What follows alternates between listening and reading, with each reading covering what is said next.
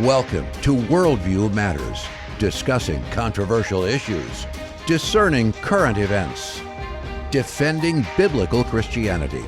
No topic off limits. And now, here's your host, David Fiorazzo.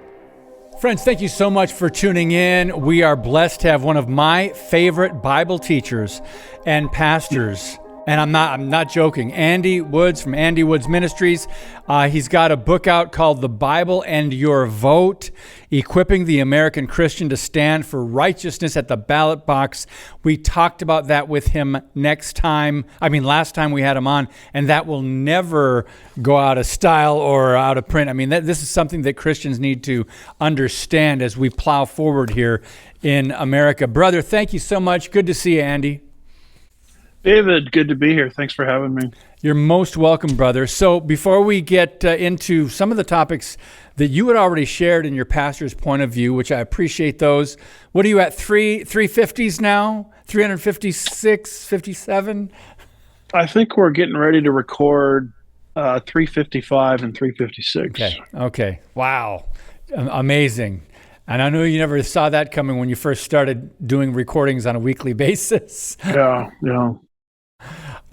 So we are going to talk about the massive amount of lawsuits that these most of them are radical judges coming against the Trump administration. And this is really infuriating a lot of people. But before we do that, we have to start with some good news, and because we're going to talk about Paula White Cain as well and some other things technologically. But Pete Hegseth is stirring up trouble.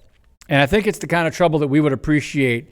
And he's sparking criticism for, in particular, his prayer to King Jesus at a Pentagon event. But one of the things he's doing is, he's trying to influence people for Christ and for righteousness.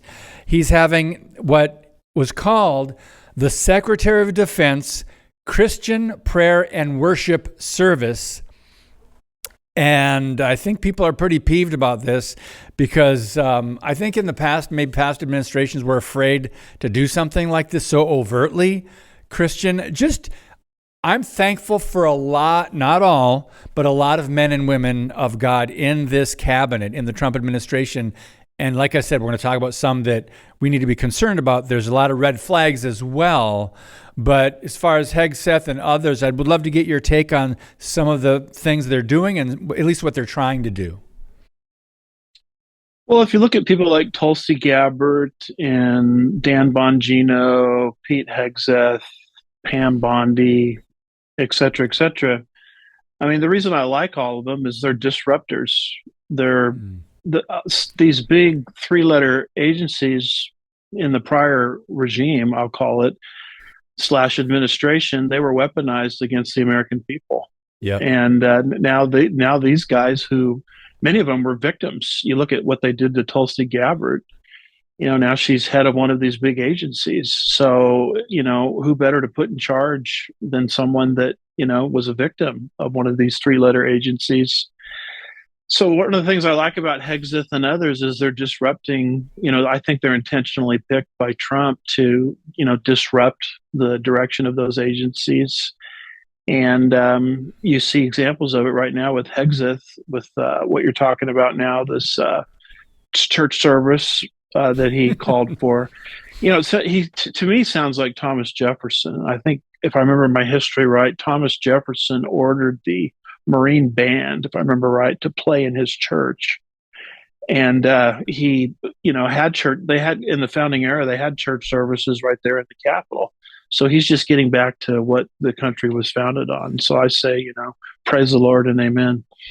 So it's interesting. The New York Times is one of the many radical leftist, socialist, communist, whatever, maybe outlets that are coming against him. And they were critical of Hegseth, and they've been publishing stories implying that he wants to start a new crusade while highlighting his Latin tattoo, which drew scrutiny as the rallying cry of the first crusade in 1095. But Elizabeth Warren sent a 33-page letter to Hegseth complaining about his tattoo.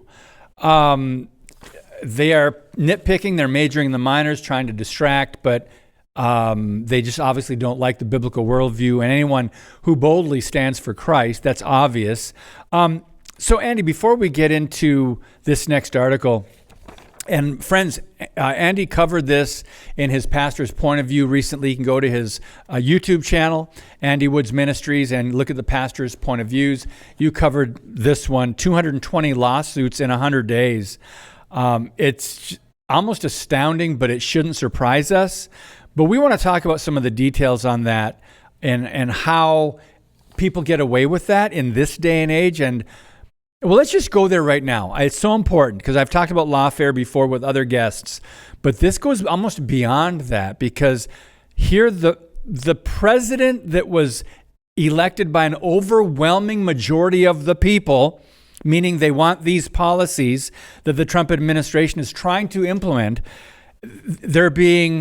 these wrenches are thrown in and blocks are thrown in by district judges or federal judges. They shouldn't have that kind of power. That was never intended by our founders. And I would love to get your thoughts right off the top before we dive into some of the details.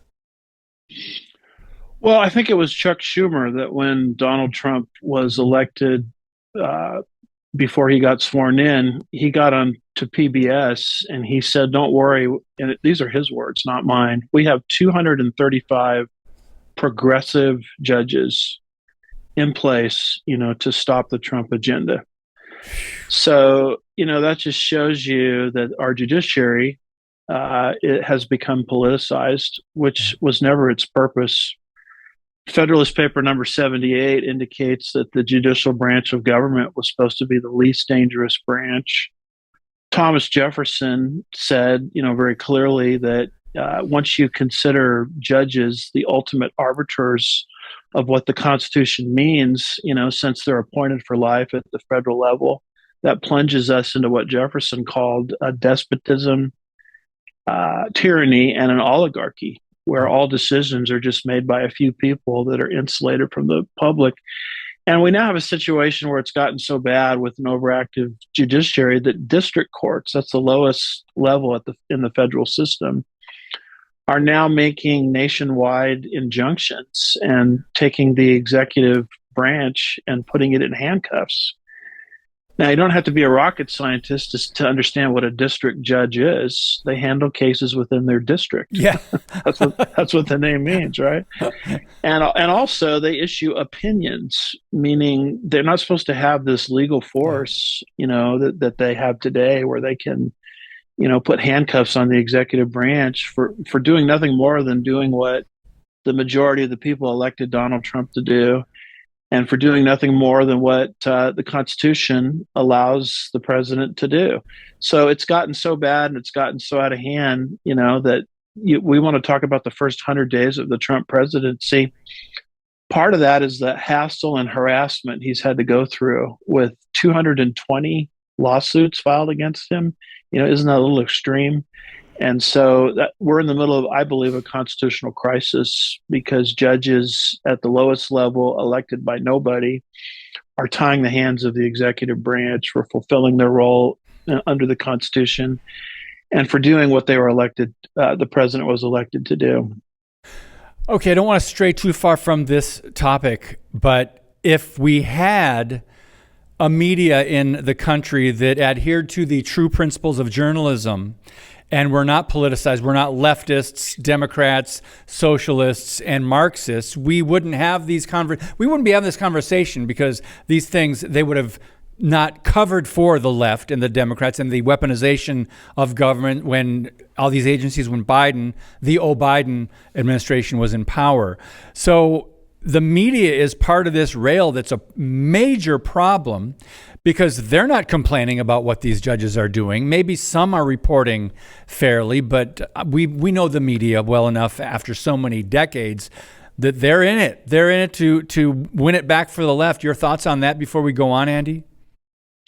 Well, virtually every poll I've seen going back to the 1980s has the values of the American people over here, and the media's values are the exact opposite on every issue, whether it's abortion, capital punishment, how frequently do you attend church, those kinds of issues. And so the left has just done an amazing job. I have hats off to them in terms of their effectiveness in stacking our fourth estate, the media, so that we don't have anyone to turn the searchlight of truth on these constitutional violations and counterbalances, overbalances, whatever you want to call it, that we're talking about here, which makes your show and those like it, all the more important, this day and age.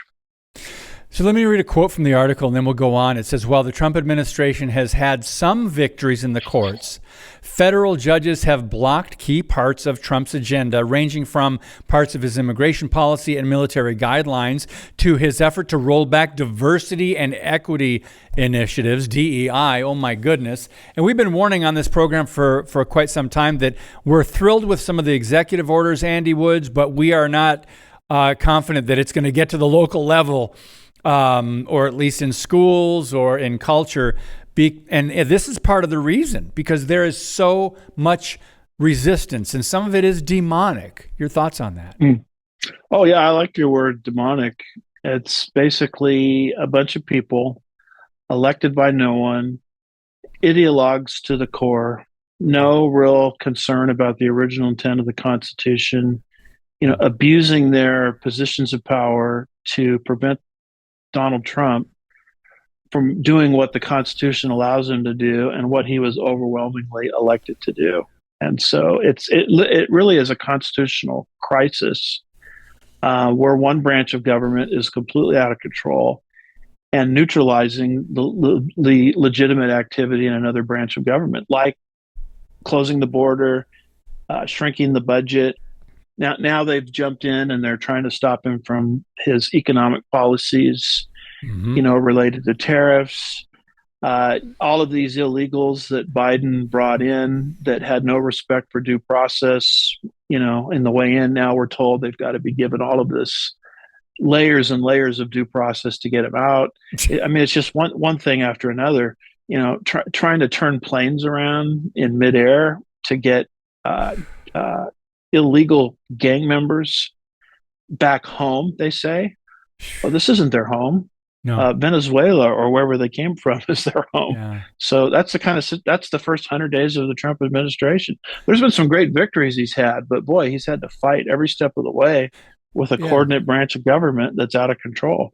So Andy, in your opinion or in your research and what you've been looking at, did they must have seen this coming. They must have known the opposition would be fierce and the resistance, and this tactic that they're using with judges.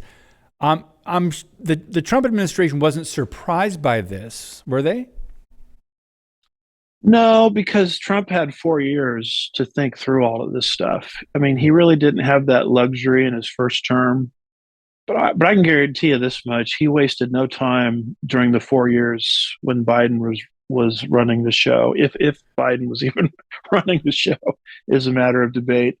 But Trump was thinking through all of this, and they were thinking through all of it too. What if Trump gets back in? That's why that quote from Schumer on PBS, where he said, "Don't worry, we've got 235 progressive judges in place to fight the Trump agenda. They had this planned out." I don't think Trump is surprised, but the judicial branch has been somewhat effective, at neutralizing some of the specific things he wants to do and was elected to do. And keep in mind, when the judiciary does this, it's not an attack on Trump. It's an attack on we the people. That's right. That put Trump in office. That's right. So Andy, we got to take a brief break in a minute, but I know they meaning the Christians, conservatives, Republicans, the Trump administration, they have the will to push this through and fight this. The question is, do they have the manpower to fight this? Well, what we really need is the House and the Senate to get involved, because you'll notice that all of these lower court judges, circuit, district court, are not mentioned in the Constitution. They serve at the pleasure of the United States Congress. And what Congress put into place, Congress can take out of place. Congress can get rid of some of these courts, in my understanding, through a simple majority vote. Article 3, if I'm reading it right, gives them, that kind of power. And if they don't want to get rid of a court or abolish a court, they could shrink their jurisdiction and say, you know what, you're no longer allowed to handle cases, like this that affect the president. Or they could take their salaries and cut them in half. Do you think that would get their attention? They could take their retirement, which is the best retirement system in the solar system, and chop that up. You think that would get their attention? Yeah. I mean, Trump needs some help from the legislative branch to deal with these rogue judges. Yeah. So before we take a break, I just want to bring up a quote by Stephen Miller, and maybe on the other side of the break, you can respond to it or share your thoughts. I love what you shared on your pastor's point of view. He said in a tweet, the Democrats appointed communist judges in a handful of America's most liberal cities. Those unelected communist judges are now trying to rule over us all and invalidate the 2024 electoral landslide. And I would say to that, fact check true, but we'll be right back with Andy Woods on Worldview Matters. Today's show is brought to you by Harbinger's Daily, world news biblically understood. Stay informed at harbingersdaily.com.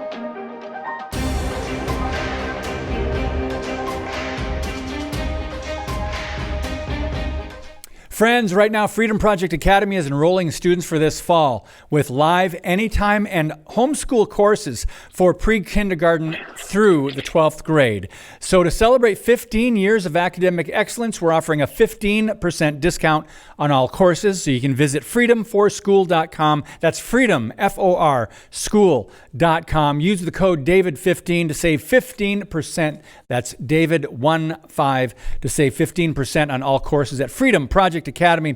Andy Woods, now they're dealing with this issue of birthright citizenship. Before we move on to the next article we wanted to discuss, this is an interesting one because it shouldn't even be a debate when you look at the Constitution. Can you explain that to us? Well, keep in mind that the left has hijacked the 14th Amendment for a long time.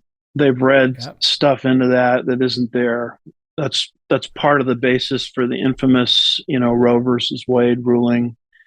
There's a provision in there about riots, and they were trying to, say Trump started a riot on January 6th. And so they were using something there in the 14th Amendment concerning riots and insurrections and things like that. That's why they kept talking about January 6th being an insurrection. They were trying to hijack the 14th Amendment to prevent Trump from being on the ballot. You remember some of the states didn't even put him on the ballot right away because of that argument.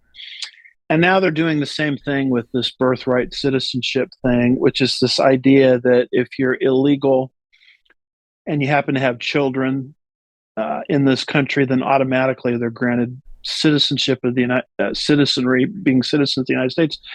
All of those issues are just read into the 14th Amendment because the 14th Amendment has a context, just like in Bible study, we emphasize context. Well, the 14th Amendment has a context. The context of the 14th Amendment is it's a post-Civil War constitutional amendment. It's one of three, the 13th, the 14th, and the 15th Amendment. And it's designed to give rights to recently emancipated slaves, thanks to Abraham, the Civil War, and Lincoln's Emancipation Proclamation, etc. So that's what the 14th Amendment is dealing with. It's not dealing with abortion. It's not dealing with birthright citizenship. It's not dealing with, if the president leads an insurrection January 6th, he's barred, from becoming president of the United States. It's got nothing to do with those issues. They fit a very narrow context.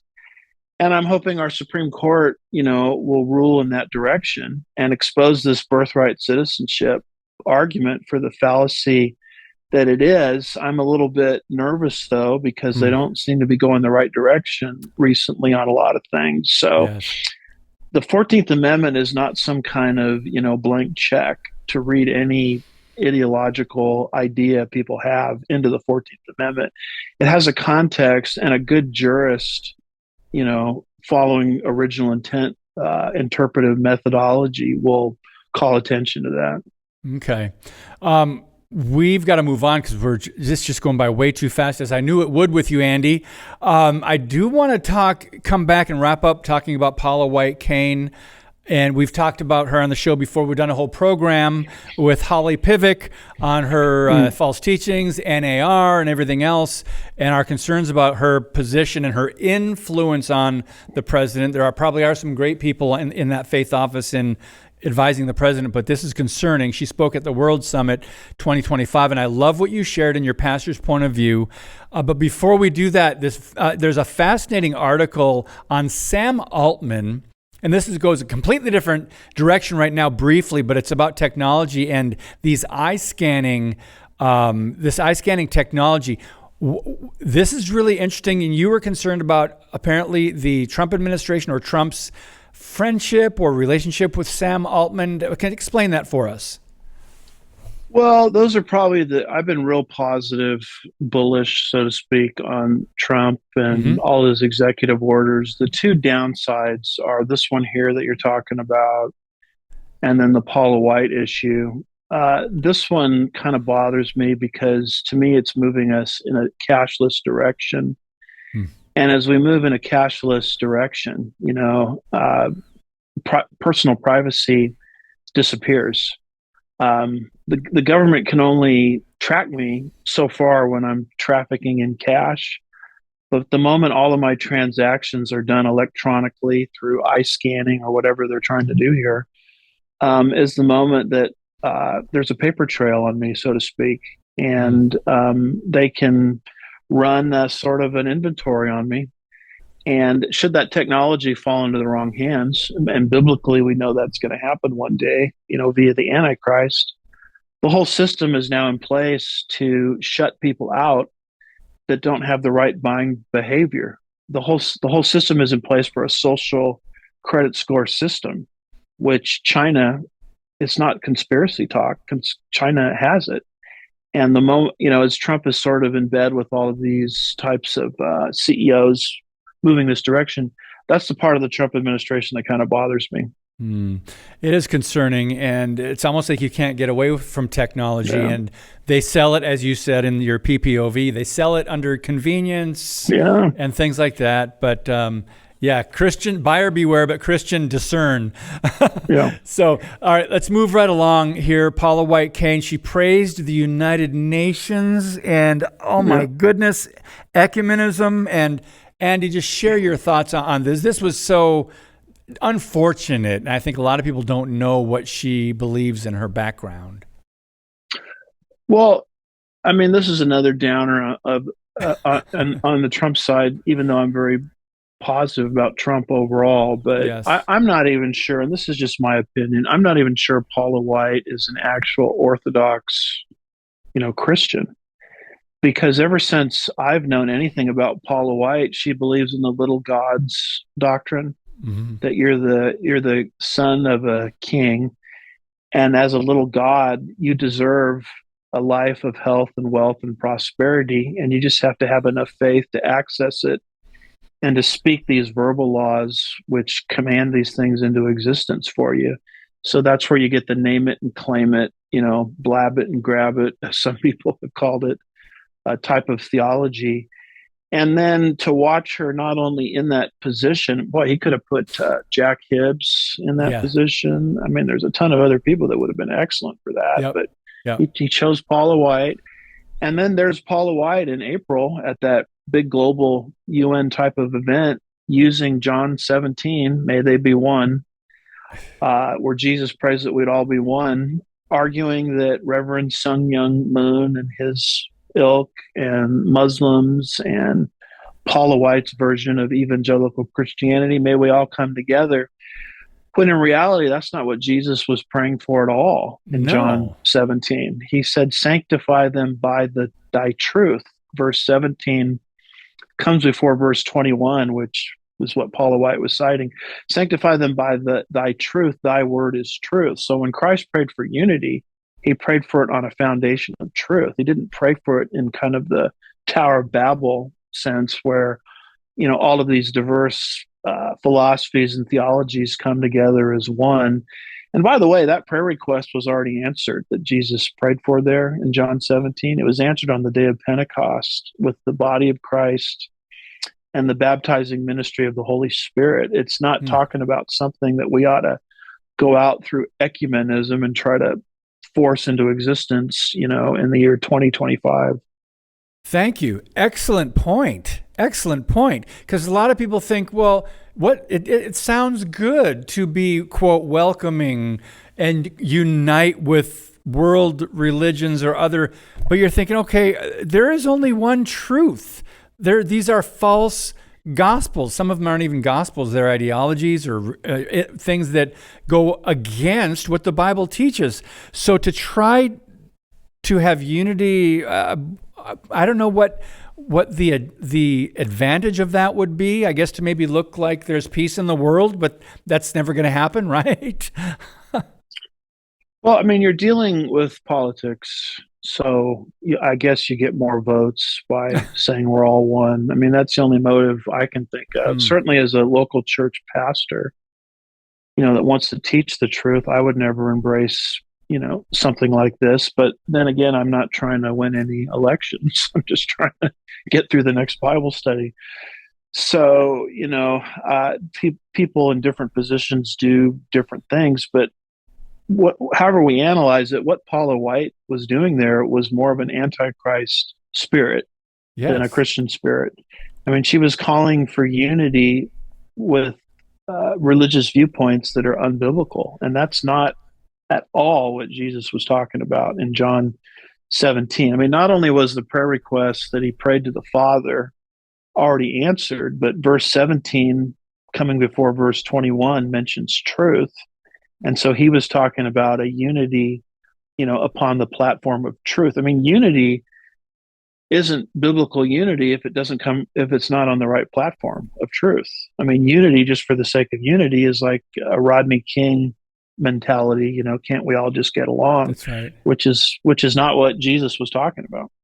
I think in our next, maybe we should have another conversation next time we have you on the podcast, Andy, about how they screen some of these pastors and religious leaders and people that are advisors to President Trump. I would love to know what that process looks like and who they select, how they select these people. Anyway, love you, brother. Thank you so much for all you do. Appreciate your ministry and your time today.